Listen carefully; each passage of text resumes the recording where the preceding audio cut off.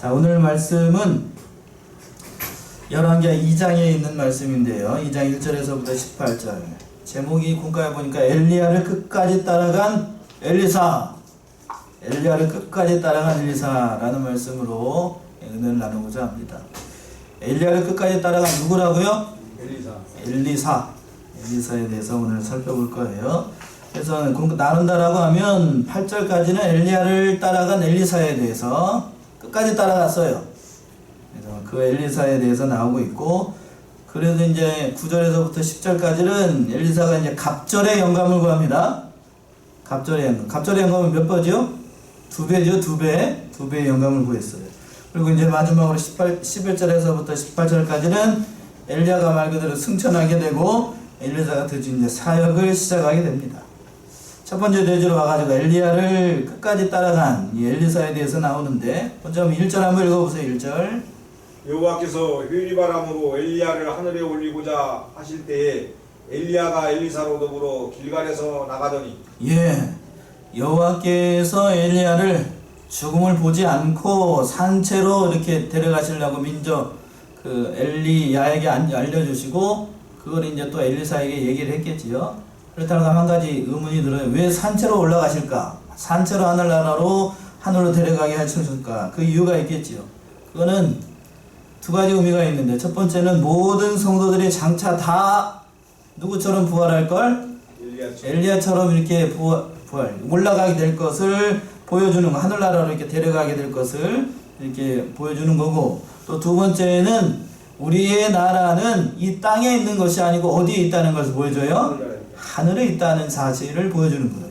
그러니까 우리의 시민권은 이 땅에 있지 않고 하늘에 있다는 것을 가르쳐주기 위해서 엘리야를 산채로 회리바람 타고 이렇게 쭉 올라가게 됐어요.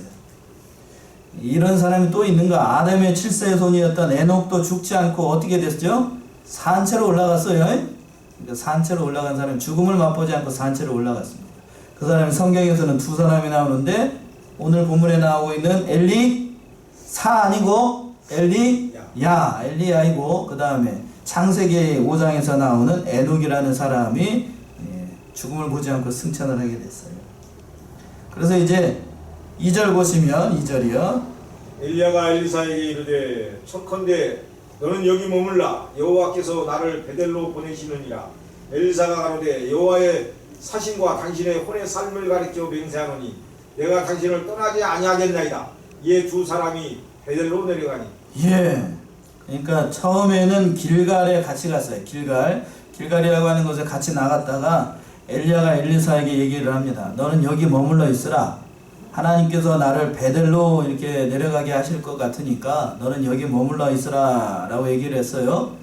그랬더니 웬만한 사람 같으면 스승이 그렇게 얘기를 하니까 너 여기 있어 라고 하면 순종해가지고 거기 있어야 될 것인데, 죽을 날이 얼마 남지 않았다는 걸 알았죠? 알았으니까 끝까지 따라가는 것이 제자의 도리라는 것을 엘리사가 알고 얘기를 하는 거예요. 여호와의 사신과 당신의 혼의 사명을 이렇게 맹세하니 내가 당신을 떠나지 아니하겠나이다. 끝까지 따라가겠다는 거예요. 그래서 같이 어디까지 가요? 베델까지 두 사람이 내려가게 됐습니다. 그러니까 따라오지 말라는 그러한 권유를 들었음에도 불구하고 엘리사는 스승을 따라갔어요. 참 잘한 거예요. 잘한 거. 갑절의 영감을 받은 비결이 뭔가? 첫 번째 비결은 스승을 어떻게 따라갔기 때문에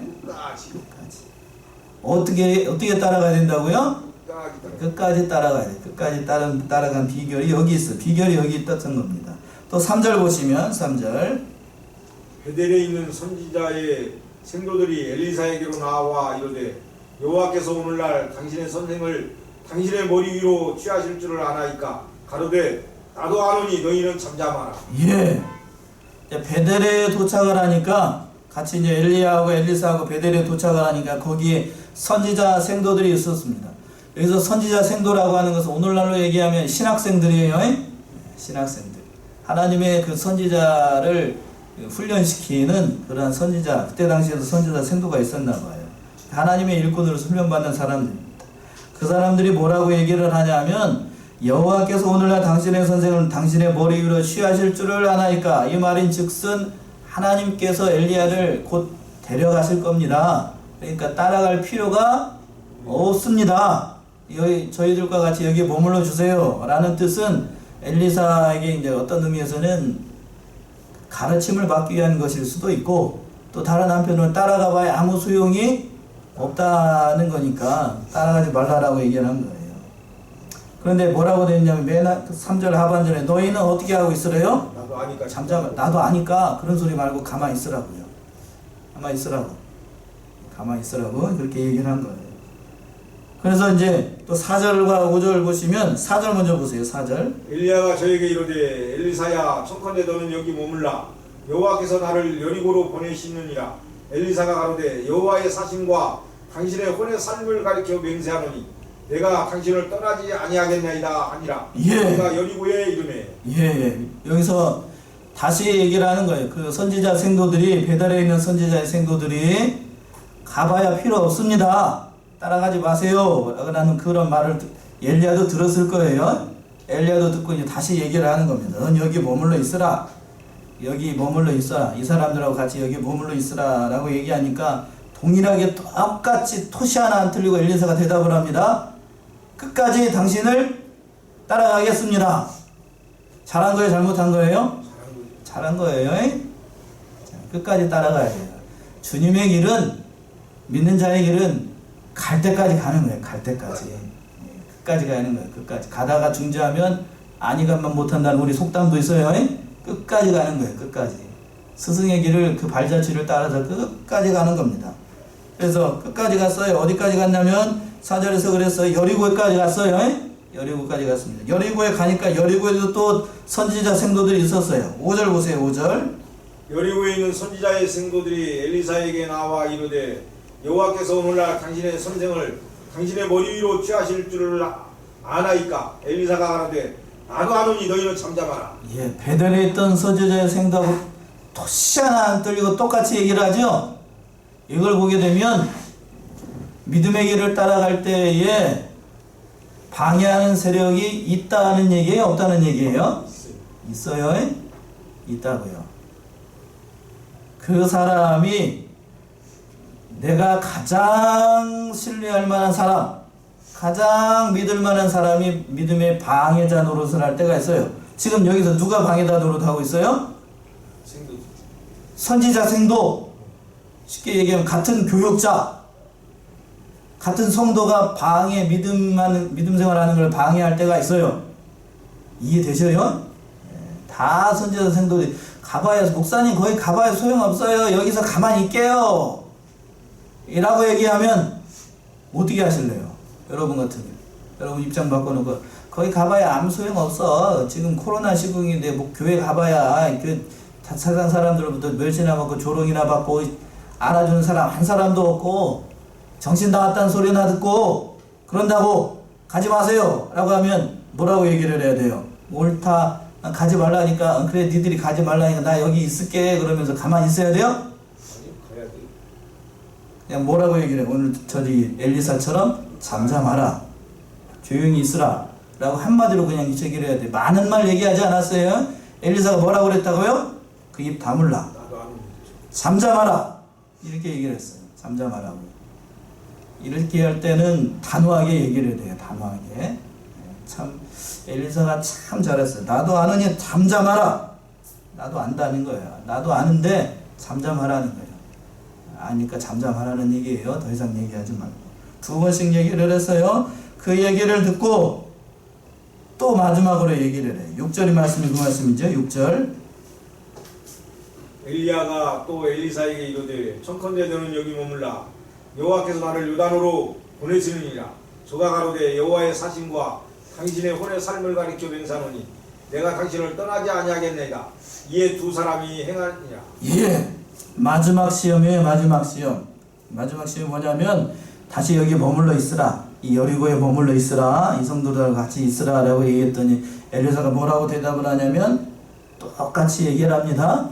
나는 당신을 떠나지 않겠습니다. 끝까지 따라가겠습니다 라고 얘기를 하고, 그리고 어디로 갔어요? 두 사람이 요단가에 갔어요. 요단까지.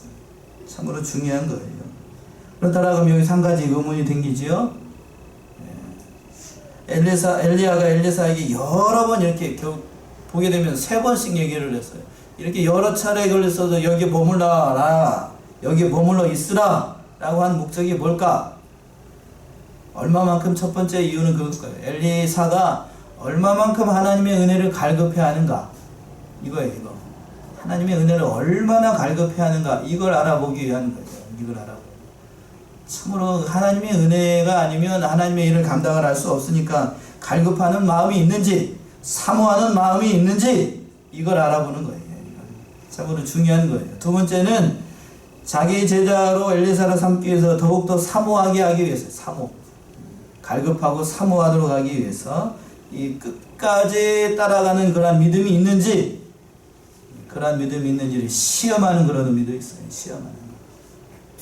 그러니까 참 이 믿음의 시험이 올 때 우리가 끝까지 그 일을 이겨나가야 될 것인데, 오늘날에는 끝까지 믿음의 길을 따라가는 사람이 그렇게 많지 않은 것 같아요. 그런 것 같습니다. 더 이상 더 얘기하면 잔소리가 될 것 같아요. 오늘날에 그래요. 오늘날에 성도들의 믿음이 참 연약해져가지고 끝까지 그 예수 그리스도의 발자취를 따라간 사람들이 많지 않아요. 많지 않습니다.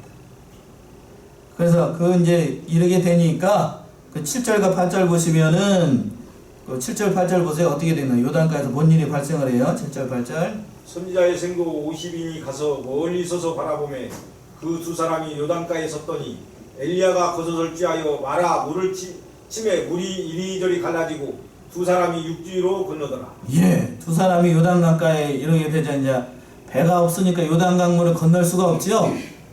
요단강물을 건널 수가 없으니까 엘리야가 이제 자기가 입고 있었던 겉옷을 벗은 것 같아요. 겉옷을 말아가지고 이렇게 둘둘둘둘 말아가지고 어디를 때렸어요? 물을 요단강물을 딱딱 때렸어요. 그랬더니 어떻게 돼요? 요단강물이 이제 갈라졌어요. 이제 딱 갈라졌어요. 그래가지고 엘리야하고 엘리사는 어떻게 되고 그 마른 땅을 이제 걸어간 게 됩니다. 믿으시나요? 이렇게 조용히 해? 믿으셔요? 예, 이거 진짜로 있었던 거예요. 진짜로. 그래서 그런 이 역사가, 능력이 나타난 거예요. 능력이 나타나. 그걸 누가 봤는가? 저 7절에서 그랬죠? 선지자의 생도 50인이 가서 멀리 서서 바라보매, 멀리 서서 바라봤어요? 멀리 서서 바라봤어요. 왜 멀리 서서 바라보는가? 그들은 간절하게 사모하는 마음이 없었기 때문에 멀리서 바라본 거고, 또한 그 사람들이 뒤에 가서 보게 되면 증인이 됐어요. 증인이 된 거예요. 그래서 이제 끝까지 따라오니까, 끝까지 따라서 요단강까지 건너게 되니까, 그때서 이제 엘리야가 엘리사에게 무엇을 요구하냐, 무엇을 원하느냐 라고 물어본 겁니다. 그 말씀이 9절에 나옵니다. 9절이요. 건너매 엘리야가 엘리사에게 이르되 나를 네게서 취하시기 전에 내가 네게 어떻게 할 것을 구하라. 엘리사가 가로되 당신의 영감이 갑절이나 내게 있기를 구하나이다. 예, 엘리야가 엘리사에게, 사랑하는 그 제자에게 네가 올라가기 전에, 내가 하늘나라로 올라가기 전에, 하늘로 올라가기 전에 네가 무엇을 하여 주기를 원하느냐 라고 물어봤더니, 제자인 엘리사가 뭐라고 대답하냐면 당신의 영감이 갑절이나 내게 있기를 원하이다. 잘했어요? 잘못했어요? 잘했어요. 스승만큼 주시지요 라고 얘기를 해야 될 것 같은데, 어떻게 달라고요? 두 배로 달라는 거예요. 두 배로 달라. 어떤 의미에서 보게 되면 버릇게 들릴 수도 있어요. 예. 참 그렇게 생각하면 안 되고, 교만하셔가지고 이렇게 얘기한 게 아니라, 이거는 성경에 이미 예언된 말씀이기도 해요. 장자는 어떤 복을 받을 수 있냐면, 몇 절을 받을 수 있냐면 갑절을 받을 수 있는 은혜가 있어요. 그러니까 갑절의 은혜를 구하는 것은 자기가 엘리야의 뒤를 이어서 장자의 역할을 하게 될 장자, 선지자의 역할을 해야 되니까 갑절의 은혜를 구한 거예요. 신명기 21장 17절이요. 21장 17절.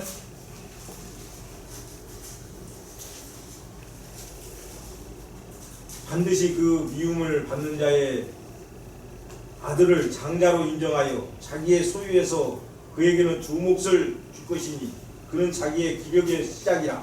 장자의 권리가 그에게 있음이니라. 예, 몇 몫을 주라고요? 두 몫을 주라고요. 그 사람 미워도 두 몫을 줘요. 그게 장자의 당연한 권리라고 하는 거예요. 하나님의 율법에 따라서. 그러니까 지금 이 갑절의 영감을 구한 것은, 엘리사가 갑절의 영감을 구한 것은 지금 장자의 명분으로 하나님 앞에 엘리야에게 구하는 거예요. 그러니까 잘하는 거예요. 잘하는 거예요. 요구를 할 때나 하나님 앞에 은혜를 구할 때는, 그러니까 크게 구하고 뭘 일이에요? 조그만하게 은혜를 주시고 그렇게 하지 말고 참으로 잘 구한 거예요. 잘 구한 거. 또 다른 의미로는 영적인 의미인데, 엘리야의 시대보다도 엘리사가 사역할 시대가 더 악한 시대예요. 더 악한 시대. 그러니까 엘리야가 가졌던 그러한 영감보다도 몇 배는 더 있어야 되겠죠? 2배는 더 있어야 그 사역을 감당할 수가 있어요. 오늘날 이 시대가, 죄송한 얘기지만 우리 믿음의 선조들이 그 믿음 생활할 때보다도 더 갑절의 성령의 감동이 있어야만 이 시대를 이겨나갈 수가 있는 것 같아요. 그러니까 저도 그래요. 그래서 구합니다. 성령의 감동, 갑절의 영감이 목회자들과 그리고 성도들에게 가장 필요한 시대가 이 시대가 아닌가 싶어요. 갑절의 은혜, 여러분들에게도 있어야 돼요. 앞으로 우리가 수요 예배 시간에 계시록의 말씀을 살펴봤지요. 계시록의 말씀을 살펴보면서 앞으로는 믿음 지키기 더 쉬워진 시대가 된다고 그랬어요? 믿음 지키기 어려운 시대가 된다고 그랬어요? 쉬운 시대가 돼요? 갈수록 어려운 시대가 돼요. 갈수록 어려운 시대. 그러니까 무슨 영감이 필요하게 되겠어요? 갑절의 영감이 필요합니다. 그러니까 여러분들이 좀 저를 위해서 기도할 때에도 무슨 은혜를 달라고요? 갑절의 은혜, 갑절의 영감을 달라고 기도하죠. 저도 여러분들 위해서 그렇게 기도할 테니까. 이 시대가 악해요. 참으로 악하다고요. 점점 더 그걸 많이 느껴요. 코로나 시국뿐만 아니라 전에 제가 젊은 시절에, 지금도 젊지만 20년, 30년 전에서 믿음 생활 할 때보다도 더 많이 강팍해졌어요. 사람들이. 더 많이 강팍해지고 믿음의 역사도 줄어들고 믿는 사람들도 절대적인 숫자가 줄어들게 됐고, 그러니까 우리 믿는 사람들이 정신 차리고 갑절의 은혜를 구해야 될 때예요. 그래서 엘리사가 엘리야에게 이 시대가 악하니까 이 모든 사역을 감당하기 위해서 갑절의 영감을 구한 거예요. 모든 면에 있어서 엘리사는 엘리야보다 못해요. 그렇죠? 능력면이나 실력면이나 연조면이나 모든 면에서 부족해요. 그러니까 당연히 어떻게 구해야 되겠어요? 그 부족한 모든 것을 채우기 위해서 자기가 그 사역을 감당해야 되겠으니까 스승만큼 있어서는 안 되겠어요. 그러니까 갑절의 영감을 구한 거예요. 잘한 거예요. 잘한 거. 잘 구했어요. 그러니까 엘리사 입장에서 봤을 때는 잘 구했지요? 잘 구했습니다. 그러니까 그만큼 이 시대가 악하기 때문이기도 하고, 교회를 세워나가는 것이 엘리사 입장에서 봤을 때에도 이 말씀만 가지고서 되는 시대가 아니고 뭐의 감동도 있어야 되냐면 영감도 있어야 돼요. 영감을 다른 말로 얘기하면 성령의 충만이에요. 성령의 충만. 이 시대가 성령의 역사, 성령의 충만함이 참으로 없는 그러한 시대가 됐어요. 성령의 충만. 그래서 참으로 이것을 깨닫고 엘리사가 그런 것을 구한 겁니다. 그런 거. 두 가지가 다 중요해요. 진리도 중요하고, 우리 교단이 그런 특색이 있어요. 하나님의 말씀을 잘 배워요. 성경들을 잘 배우기 때문에 진리면, 말씀을 깨닫는 면, 성경을 아는 면에 있어서는 좋아요.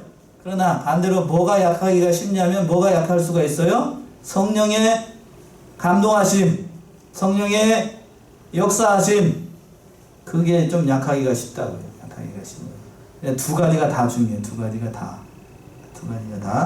그래서 이 엘리사가 그것을 구한 경기도 합니다.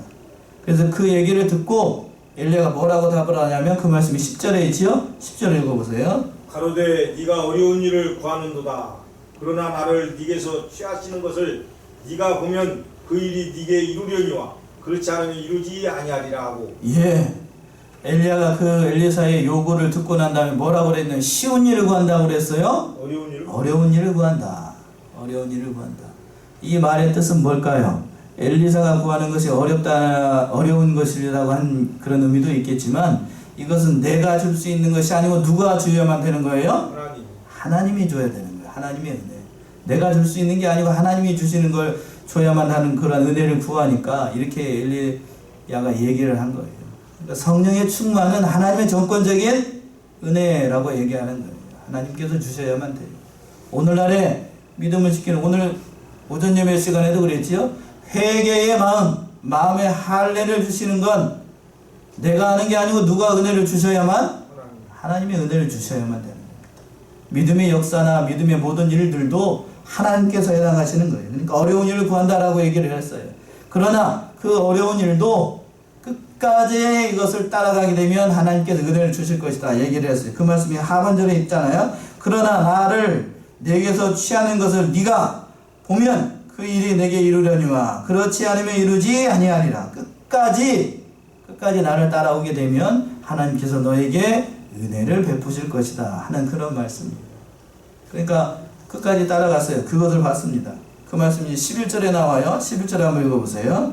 두 사람이 행하며 말하더니 호련히 불수레와 불말들이 두 사람을 격하고 엘리야가 회리바람을 타고 승천하더라. 예, 불수레와 불말들이 두 사람을 겪겠다. 이거는 하나님의 임재 또는 천사가 이렇게 출동한 것을 이렇게 상징적으로 표현하는 거예요. 그래서 이제 두 사람이 격하고 엘리야가 뭐를 타고 승천하게 되어 이제 회리바람을 타고 휙 승천했습니다. 믿으시나요? 예, 한 분만 아멘이시네. 사람이 회리바람 타고 승천할 수 있어요? 예, 또 한 사람 또 아멘했고 다 아멘을 받아야 되겠는데, 예, 다 이 하나님께서 엘리야를 하늘로 올려보내기 위해서 회리바람을 특별히 동원하신 거예요. 예, 그렇게 해가지고 엘리야를 이렇게 하늘로 이렇게 모든 사람들이 그 엘리사가 보는 앞에, 그리고 멀찍이서 누가 50명의 생도들이 보는 앞에서 엘리야가 이렇게 하늘로 회리바람 타고 슉 올라갔어요. 멋있겠죠? 예, 안 멋있어요? 예, 슉 타고 올라갔어요. 슉 타고. 회리바람 보셨어요? 회오리바람. 회오리바람 봤죠. 봤어요? 예. 그 미국에서는 그걸 토네이도라고 하는데, 그냥 그 벌판에서 불어가지고 그냥 쫙 올라가는 거 있죠? 예. 우리 문화에서는 그걸 용 올라간다고 그러던데, 맞아요? 예. 안 믿으니까 별소리를 다 하죠. 그거 용이 올라가겠어? 예. 참. 아무튼 그 회리바람 타고, 역사가 달라요. 우리는 용 올라간다 그러고, 이스라엘 사람들은 거기에 누가 올라갔다 그러고, 그 바람 타고? 엘리야가 하늘나라 올라갔다고. 그러니까 천지 차이야, 천지 차이. 하늘과 땅 차이, 하늘과 땅 차이. 문화 자체가 다른 거죠, 문화 자체. 알 수가 없어요. 아무튼 그 얘기를 하려고 하는 게 아니고, 그러니까 이 회리바람이 막 일어나고 있어요. 회리바람 제가 왜 물어봤냐면, 회리바람이 일어날 때 그 회리바람 막 폭풍 치고 있는데 그 끝까지 올라가는 걸 이렇게 바라보기가 쉬워요, 어려워요? 지금도 여기 밖에 바람 불잖아요. 바람 부는데 바람 맞은편 이렇게 보면서 이 앞에 보기가 쉽지 않잖아요. 그러니까 회리바람이 막 일어나고 있는데 스승 엘리야가 막 하늘로 올라가는 것을 이렇게 눈 뜨고 이렇게 가만히 보기가 쉽지 않죠. 끝까지 바라본 거예요. 엘리사는 사모하는 마음으로 끝까지 바라보니까 하나님께서 큰 은혜를 주셨어요. 그래서 또 뭐라고 했냐면, 엘리사가 12절처럼 얘기합니다. 12절이요. 엘리사가 보고 소리 지르되 내 아버지여 내 아버지여 이스라엘의 병거와 그 마병이여 하더니 다시 보이지 아니하는지라. 이에 엘리사가 자기의 옷을 잡아 둘에 찢고. 예. 그래서 엘리사가 그것을 보고 막 올라가는 것을 보고 내 아버지여 내 아버지 이스라엘의 병거와 그 마병이여. 이 말의 뜻은 엘리야가 이스라엘을 지키던 마병과 또 병거와 그거와 같은 역할을 했다는 거 아닌 겁니다. 실제로 그랬어요. 엘리야가 그런 역할을 했습니다. 그러니까 그 엘리야가 올라가게 되면 이스라엘은 누가 지켜줄 것인가. 그러니까 그 생각이 들어서 엘리사가 이렇게 은혜를 구한 거예요. 그래가지고 또 자기 옷을 찢었습니다. 이건 회개를 그런 상징하는 것이기도 하고, 옛사람은 다 찢어고 자기 생각, 자기 뜻, 이 모든 것을 다 버리고 이게 둘로 나눠서 찢은 겁니다. 그럴 때에 어떻게 됐는가? 그렇게 소리 지르면서 그렇게 하니까 하늘에서 뭐가 떨어졌어요. 뭐가 떨어졌을까요? 13절이요. 엘리야의 몸에서 떨어진 겉옷을 주워가지고 돌아와서 요단 언덕에 서서 예. 끝까지 바라보고 아버지 내 아버지 내 아버지요 그러면서 이 이스라엘의 병거와 마병이 이렇게 얘기를 하면서 기도하니까 하늘에서 뭐가 떨어져 회류바람 타고 막 올라가는데 엘리야의 겉옷이 딱 떨어져 가지고 이게 주르르르 내려오는 걸 봤어요. 그래갖고 누가 달려갔어요? 엘리사가 그 달려가 가지고 그걸 주워 가지고 요단 언덕에 섰습니다. 그러니까 겉옷을 준 건 뭐냐면 상징적인 의미가 있어요. 끝까지 따라왔으니까 하나님의 그 능력, 갑절의 영감이 누구에게 임했다는 사실을 보여주는 거예요? 엘리사에게 임한 거예요. 이 말처럼 오늘 말씀에서 한 가지예요, 결국. 어디까지 따라가라고요? 끝까지. 예, 그거예요. 말씀은 단순하고 어렵지 않아요. 그러나 그것을 우리가 실천하기가 쉽지 않지요? 쉽지 않다고요. 쉽지 않아요. 그래서 그것을 가지고 그 옷을 가지고 그것을 가지고 쳤습니다. 그 말씀이 14절이요. 14절. 엘리야의 몸에서 떨어진 그 겉옷을 가지고 물을 치며 가로되 엘리야의 하나님 여호와는 어디 계시나이까 하고 저도 물을 치매 물이 이리저리 갈라지고 엘리사가 건너니라. 예. 그래서 겉옷을 말아가지고 스승이 했던 그대로 요단강물을 땅 치니까 어떻게 됐어요? 요단강물이 또 갈라졌어요. 이건 뭘 상징을 하죠? 앞에서 얘기했던 것처럼 엘리야의 그 영감이 누구에게 임한 것? 엘리사에게 임한 것을 보여주는 겁니다. 그러니까 스승이 가지고 있었던 모든 그것이 다 엘리사에게 고스란히 내려오게 된 겁니다. 그걸 또 누가 봤는가? 15절에서 보죠. 맞은편에 있던 선지자 생도들이 봤어요. 15절이요. 맞은편 여리고에 있는 선지자의 생도들이 저를 보며 말하기를 엘리야의 영감이 엘리사 위에 머물렀다 하고 가서 저를 영접하여 그 앞에서 땅에 엎드리고. 예, 맞은편에서 바라보던 선지자의 생도들이 그 엘리야에게 있던 영감이 엘리사에게 머물렀다는 것을 알고 모든 사람들이 전에는 따라하지 마세요. 여기 가만히 계세요. 라고 이렇게 어떤 의미에서 핍박했던 사람들이 이제 땅에 엎드려 가지고 절하면서 이렇게 엘리사를 영접하게 됐어요. 그러니까 믿는 일을 할 때에는 끝까지 따라가게 되면 언젠가는 다른 사람들도 나의 신앙과 나의 믿음을 인정해 줄 때가 온다는 거예요. 문제는 뭔가 끝까지 따라가지 않으니까 문제죠. 계시록 3장 9절 한번 보세요. 요한계시록 3장 9절 거기서도 알아줄 때가 있다고 그랬어요. 요한계시록 3장 9절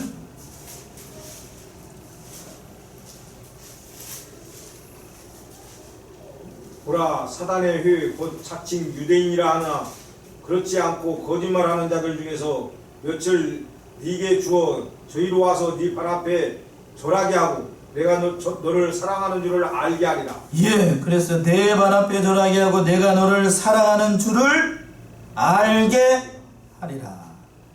그러니까 사랑하는 줄을 알게 한다고요.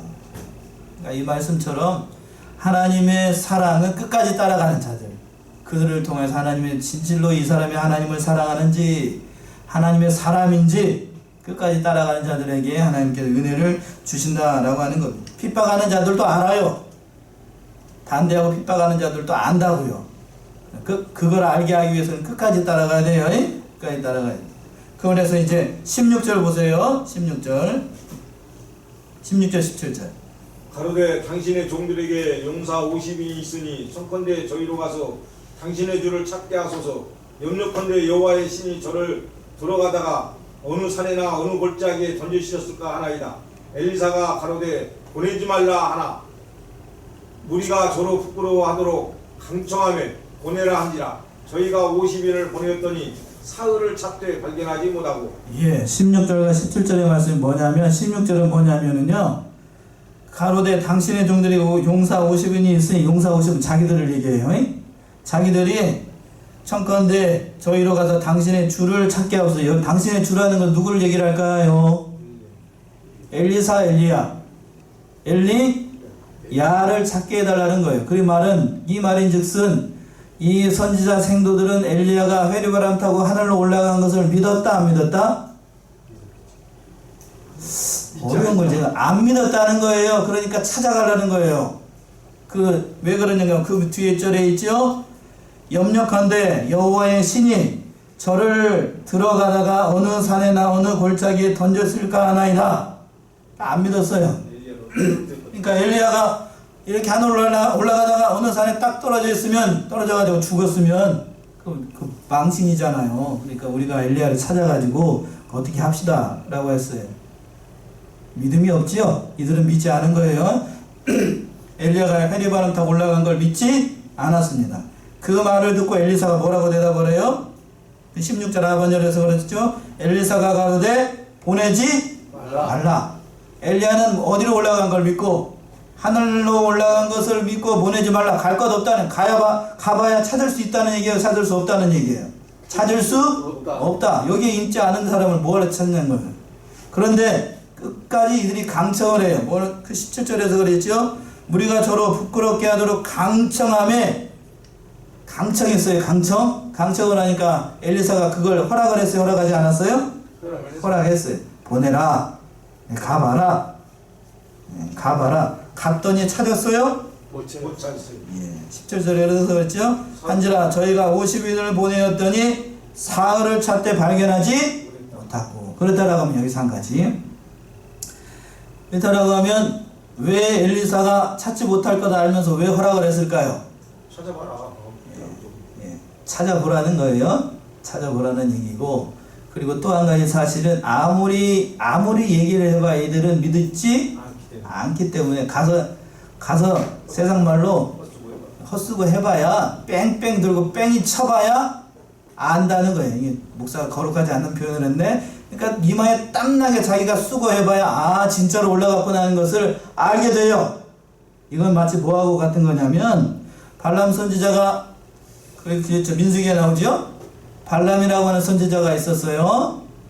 그래서 모압에 있는 그 사신들이 와가지고 이스라엘을 저주해 주세요 라고 하는 부탁을 가지고 많은 뇌물을 가지고 오지요. 그래서 하나님 기도했더니 발람 선지자가 하나님 앞에 기도했더니 하나님이 가라고 그랬어요? 가지 말라고 그랬어요? 첫 번째? 첫 번째는 가지 말라고 그랬어요? 가지 말라고 그랬어요. 내가 하나님 앞에 기도해 보니까 하나님이 가지 말래요. 그러니까 다음에 또 왔어요. 그보다 더 고위 공무원과 더 많은 뇌물을 가지고 와가지고 얘기를 했어요. 그랬더니 발람 선지자가 한 번에 거절을 했어야 될 건데 그걸 보고 자기가 뭐 하나 된 줄로 알고 하나님 앞에 기도했어요. 그랬더니 하나님 뭐라고 그랬어요? 가라고 그랬어요? 가지 말라고 그랬어요? 두 번째는 가지 말라는 게 아니고 가라고 그랬어요? 가라고 그랬어요. 왜 가라고 그랬죠? 여기하고 똑같아요. 가봐야 알아요. 가봐야 헛수고 해봐야 안다는 거예요. 헛수고 해봐야. 그러니까 이들이 이미 이 발람 선지자는 마음이 어디가 있어요? 하나님께 있지 않고 거기 가 있어요. 거기 가 있는 사람을 마음을 붙잡으려고 해봐야 붙잡을 수 없어요. 하나님이 그래서 가라는 거예요. 그래서 여기도 마찬가지예요. 이들은 엘리야가 하늘로 승천했다는 사실을 믿지 않아요. 믿지 않으니까 가서 헛수고 해봐야 알아요. 헛수고 해보라는 거죠. 헛수고 해보라는. 우리도 이럴 때가 있어요. 선지자 생들처럼 헛수고 할 때가 많다고요. 그래서 발견하지 못했습니다. 그리고 마지막으로 18절 보시면 18절 엘리사가 여리고에 머무는 중에 우리가 저에게 돌아오니 엘리사가 저희에게 이르되 내가 가지 말라고 너희에게 이르지 아니하였느냐 했더라. 선지자 생들이 사방을 다니면서 헛수고 해고 난 다음에 엘리사에게 왔어요. 내가 가지 말라고 그랬잖아. 그렇게 얘기를 한 거예요. 자, 오늘 이 말씀처럼 참으로 이 엘리사가 끝까지 스승 엘리야를 따라감으로 갑절의 영감을 받았던 것처럼 믿음의 일은 어디까지 따라가야 된다고요? 끝까지 가야 돼요. 끝까지. 우리 사랑하는 성도님들이 이 사실을 깨닫고 끝까지 갑시다. 끝까지 코로나 정국이든지 뭔 정국이든지 우리가 믿음 생활 열심히 하고 끝까지 따라가야 되면 모든 일들을 잘 감당하다가 나갈 수가 있어요. 문제는 뭔가 우리가 따라가지 않기 때문이죠. 끝까지 따라가시는 저와 여러분들이 다 되시기 바랍니다. 기도하겠습니다.